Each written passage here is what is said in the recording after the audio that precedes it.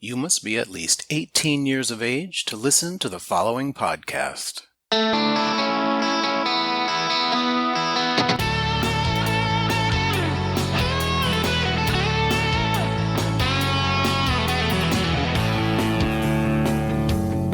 I am Robert Black, and you are listening to Sexual Heroes.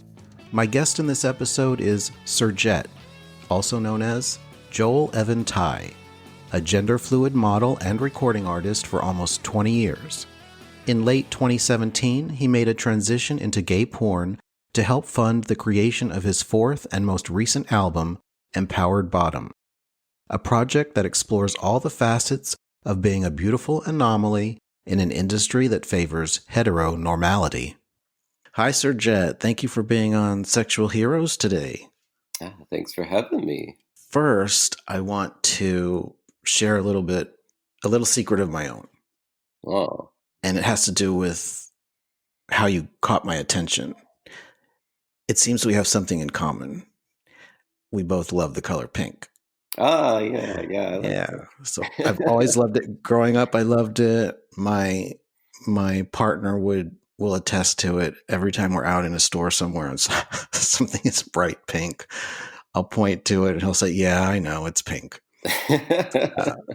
So when I was on Twitter and saw a clip of Lance Charger and you in a scene, and Lance is fucking you, and there you are with that full head of hair, that shocker pink hair, yeah, and that beautiful muscular body, it caught my attention immediately, and I thought, who is this superhero that Lance is fucking? And from there, I had to learn more and more about you, and then I knew I wanted you to be a guest on the show. During my research on you, so I of course learned that you did porn. I started there, and then I saw that you were a singer, a musician, and I saw some music videos, and then I saw you had a YouTube vlog going. So I want to cover all that today, but let's start with how you describe yourself, which is gender fluid, I believe. Mm-hmm. Can you talk a bit about what that means to be gender fluid? It means like since I was very young, anytime, I was placed with, would you rather have the toy car or the Barbie doll? I was like, oh, the Barbie doll. And, my mom would be like, no, you can't have that. You're a boy. And I said, well, what does being a boy have to do with it? And so that was kind of like the challenge most of my life, was just like deconstructing all the gender norms, because I was like, well, just because I'm a boy, what does that mean I can't have it? Along the way, I kind of realized, nobody's really 100% boy or 100% girl. We're just ourselves. And, some days I feel more feminine, some days I feel more masculine. And that's how I adopted the whole gender fluid idea. Would some people argue that there is no, this is masculine, this is more feminine? In terms of like feeling, or in terms of like physical objects? Well, kind of what I'm hearing from you is that there is no, this is more masculine or this is more feminine. In a way, the gender fluid statement seems to mean it's just whatever. That's always been like my hope, that I could prove that to myself, that everything's whatever, and I can just, drop that feeling of I can or I can't have that because of who I am. Have you proved it to yourself? No. Psychologically, I think like subconsciously it's still kind of in there, like you can't have that, blah, blah, blah sort of thing. But, we're all like that. We have all these childhood traumas that just like build, and we can take them down as much as we want, but they're still going to be there up in our heads for quite a while. Yeah. I guess we all have a little internal self-talk going on. Yeah. So the first time I saw you was related to your porn work, but that came far after you began your music career. Can you start with that? How did that develop? The porn or the music? Well, whatever you want to talk about first. Well, they kind of aligned themselves without me even trying. Basically, when I was a young adult in my early 20s, people would ask me all the time, "Are you a model?" And I'd say no. And they'd be like, "Well, would you want to try modeling?" And I wasn't very accepted when I would like apply to modeling agencies and whatnot. But for some reason, like, I don't know, along the road, I got into nude modeling. And at the same time, like, I really wanted to be a singer. I hadn't talked for about 10 years. And just on a whim, I decided to try singing lessons, and I learned how to speak. And I also learned I really like singing, and I want to pursue it. There was this side that was like, everybody thinks I'm really pretty, but only when I'm naked. And I Mm-hmm. really want to sing at the same time. So they kind of went together. And just through all the nude modeling I was doing, these people were like, "Well, would you try porn?" And I said no. And they got me to a point where I almost did it when I was, I think, 23 or 24. But then I was like, no, I can't do this. I can't do this. And I walked off set, and it was embarrassing. I kind of hit a point around 2016 where it had been so long since I was able to sing. Because, my album, my EP, Shout Out to the Lonely, it didn't go anywhere. It flopped. And it was this long period of I have no money, I have no focus. What do I do? And my thoughts turned back to porn, because I was like, this is a surefire way to make some fast, easy money and boost my popularity. And what if I combine this and I did an album based on, my physical and emotional experiences through doing porn? And that's how the Empowered Bottom became to be. So it really is tied together. Yeah. So what changed in your mind? You walked off the set the first time you tried porn because you couldn't do it. You couldn't do it because you were shy, or because you thought it was wrong, or you were afraid of who might see it, or what was the hesitance? It was like this feeling of, once you do it, you can never go back. And that was like a stigma back then in the early 2000s. It's Mm-hmm. like anybody who does porn just like ruins their career. But more and more, recently in the past few years, I'm seeing things like, Boomer Banks making cameos in drag queens videos. And I'm seeing, like Kobe Keller, I think, modeled for, I think it was like Vivienne Westwood or something.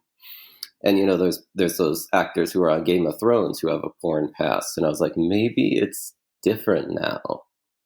So maybe if I gave this a shot, it could actually boost me to another place, as opposed to ending everything. Mm-hmm. And has it done that? No.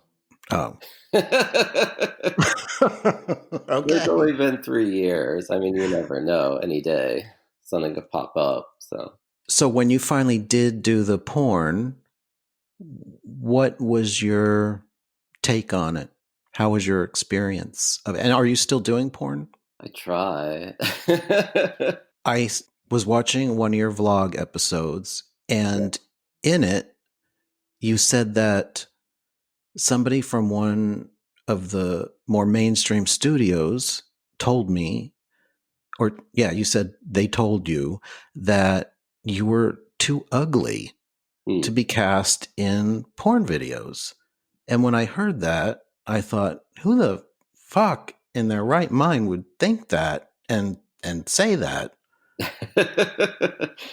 It's been a really confusing trip, honestly. It's been very high school, my porn experience. And I feel like maybe I'd said or did something wrong along the way to somebody, and this was their way of getting back at me. But yeah, for some reason I was not very popular. Right off the bat, I did a scene with Next Door and a scene with Men. And then that was pretty much it for all the big studio porn. I never got a call again. And I've tried, I've done my research. I said, well, what can I do to encourage people to like me? And they're like, well, you can get a normal hair color. So I was like, okay. It's like, you can get a tan. Okay, I'll do that. And still they're like, we don't know. Well, you have been able to get work with some of the smaller studios. Mm-hmm. And with some of the content creators, on OnlyFans and Just for Fans, and collaborations with those porn performers. Mm. Have you enjoyed it, or what's your experience been like with that? It's also been kind of high school. Mm. It's I will say the more famous the porn star is, the harder it is to um, get them to work with me.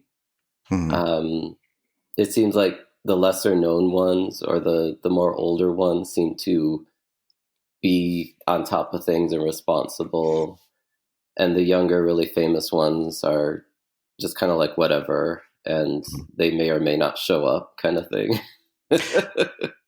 Well, I can relate to that as a podcast host because I extend, as you can imagine, many more invitations than I get responses. Mm. And I can tell you, generally, this is just a generalization, not in every case, but the more Twitter followers they have, the less likely I am to get a response. Mm. And so if people are wondering, well, why don't you interview this guy or that guy? That could be why. And you're like, Uh, well, I tried, but yeah, exactly. it has been fun though. I'm not gonna lie. Just whenever something actually people actually come together and you get booked for something, it's hella fun. Yeah. Oh, okay. And your song and album "Empowered Bottom," Mm. how does that express all this? And are you a total bottom, or are you versatile? I'm a total bottom. That was kind of like my response by naming it that, because I was so Mm-hmm. tired of people trying to say, well, you have to be verse if you're going to be relevant. And I'm like, no, there's plenty of people who aren't verse and they made it. So Mm-hmm. forget you. Absolutely.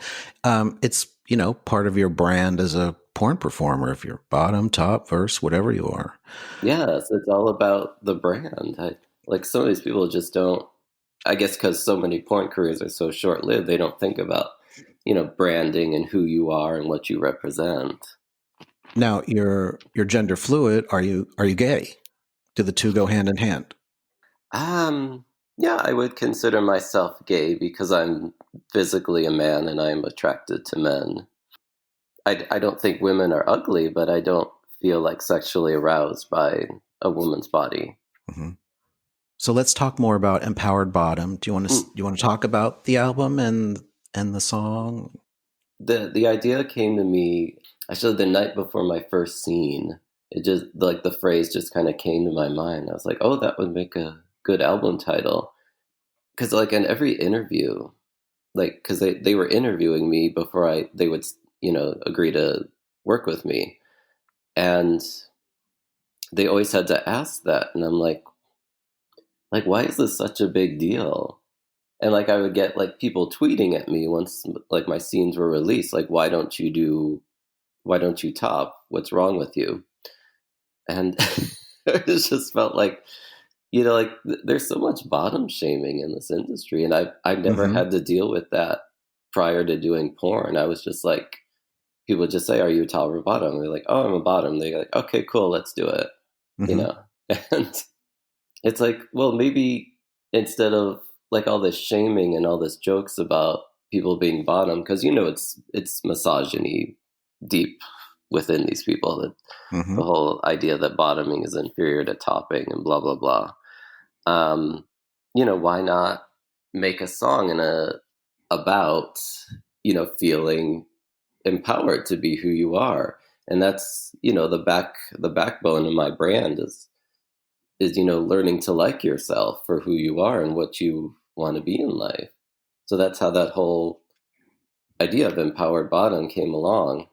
And the other songs on the album are, things that it's about empowerment, or it's about the opposite of that, feeling weak and confused in moments. And so it's like the whole album is like a combination of I feel great, I feel awful, I feel great, I feel awful. And you need these opposites to live your life. Everybody's going to have high and low moments. And, that's where the phrase in the song, from the bottom to the top and everywhere in between, I'll be causing a scene, so keep on watching me. That's what it refers to. It's like life isn't perfect, but you got to find your strength somewhere in there. I love that. Hmm. And I love watching your videos. I know, they're pretty good, right? You look amazing in them. Thank you. Growing up, you said you survived some childhood trauma. You've gotten to this point. What has inspired you along the way? What has kept you going? What has kept me going?